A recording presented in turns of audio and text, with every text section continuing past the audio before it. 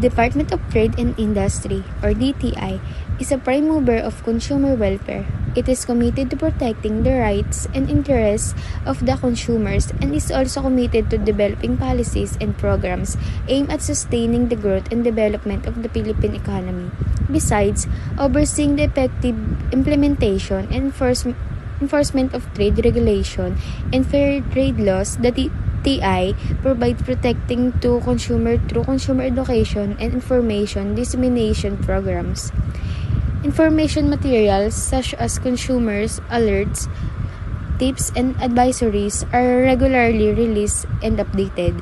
It also provides a mechanism for the speedy resolution of consumer complaints. The Bureau is currently preparing guidelines to help consumer organizations development and strength. The mission of the Department of Trade and Industry. One of the missions of the Department of Trade and Industry is to enable the business environment to reduce the cost of doing business to facilitate trade and investments. Global competitiveness and empowering consumers are also one of the goals of DTI. By implementing activities that support knowledgeable and attentive consumers as well as cooperative and self-policing companies, DTI provides safety measures to protect the environment with excellent and safe products at competitive costs. The vision of the Department of Trade and Industry. The Department of Trade and Industry envisions the Philippines as a wealthy and democratic member of the international world. The DTI is an active and leading partner in driving the Philippines toward an equitable, vibrant, and thriving economy. Working in collaboration with businesses, its success is built on global competitiveness with sustainable development and economic efficiency as the foundation. DTI commits to the values of professionalism, honesty, and transparency in all this. The Department of Trade and Industry, or the DTI, will continue to be the public's agency of choice, an organization that values creativity, innovation, and professional and personal development. What are the benefits of DTI? A major benefit of DTI business loans is the grace period they offer with most of their loans. Some of the loans listed here can grant as long as 12 months grace period before beginning repayments. This gives SMEs enough breathing space to plan what to do with their business funding. The summary of DTI programs and services in business development. First is the investment promotion. Investment marketing supportive of the Cagayan Valley Regional Development Plan, which envisions that by 2040, the Cagayan Valley region shall be the gateway to East Asia. Its economy is driven by the agro-industries, manufacturing, IT-based industries, adventure and nature tourism, where people live in peace and prosperity. The DTIRO2 commits to undertake purposive investment targeting and marketing activities such develop of investment portfolios, conduct of investment summit, inbound and outbound mission, participation in international investment forum or fairs such as China ASEAN Expo. Number 2 is the enabling the investment. Environment and investment servicing, DTIRO2 shall also endeavor to capacitate local government units and other investment promotion stakeholders to improve competitiveness and ease of doing businesses, and building a conducive investment climate by establishing viable economic zones and strengthening investment promo networks. Through the regional competitiveness committee, capacity building activities are undertaken such as essentials of investment promotion, development of investment collaterals, formulation of local investments and incentive code, among others. Next is the Cities and Municipalities Competitiveness Index, or the CMCI survey. The Cities and Municipalities Competitiveness Index, or the CMCI, is an annual ranking of different cities and municipalities in the country based on a tool developed by the National Competitiveness Council, or the NCC, With the assistance of the United States Agency for International Development, the framework of the CMCI is drawn from the goal to make the country more globally competitive by measuring local competitiveness based on four major criteria. First is the economic dynamism.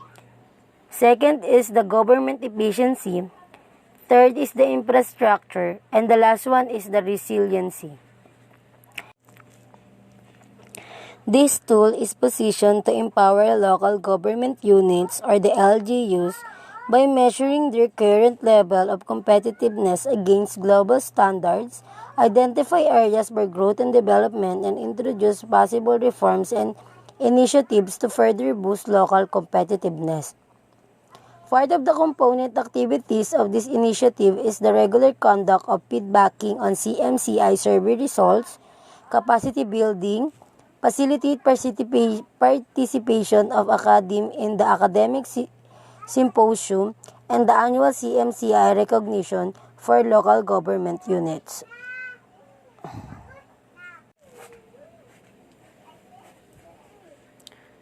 Cagayan Valley Competitiveness Development Agenda. Achieving and maintaining a certain level of competitiveness is a challenge among the LGUs and RLAs as well as the business communities in Region 2. Hence, the DTARO2, through the Regional Competitiveness Committee, initiated the conduct of a whole of bureaucracy approach in crafting a regional competitiveness roadmap embodying the four pillars of competitiveness. First is the economic dynamism. Next one is the government efficiency. Third is the infrastructure. And the last one is the resiliency.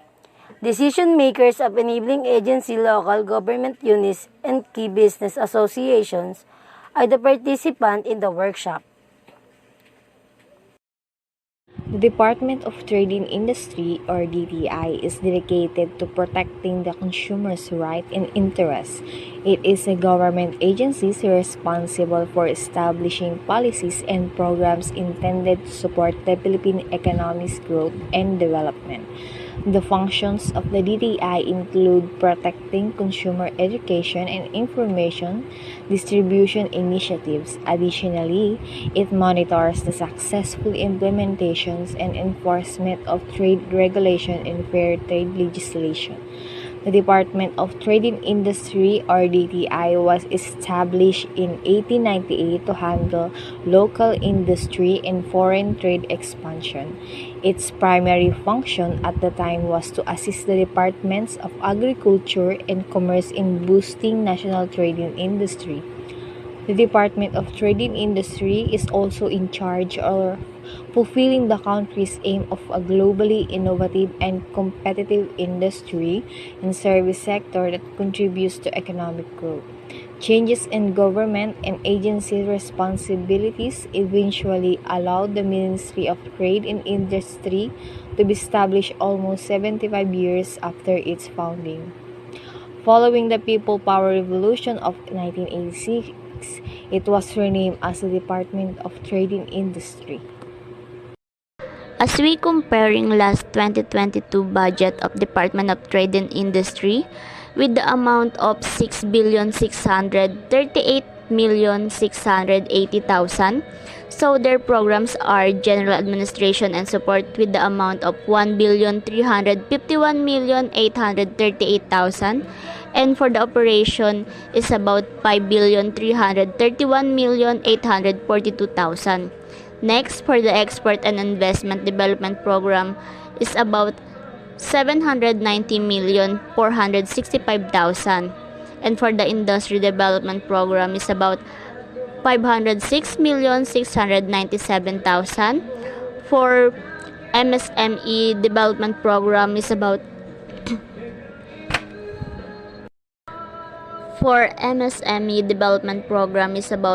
3,485,267,000. Next, for the Consumer Protection Program is about 465,884,000, and for the Consumer Education and Advocacy Program is about 83,529,000 for a total of 6,683,680,000.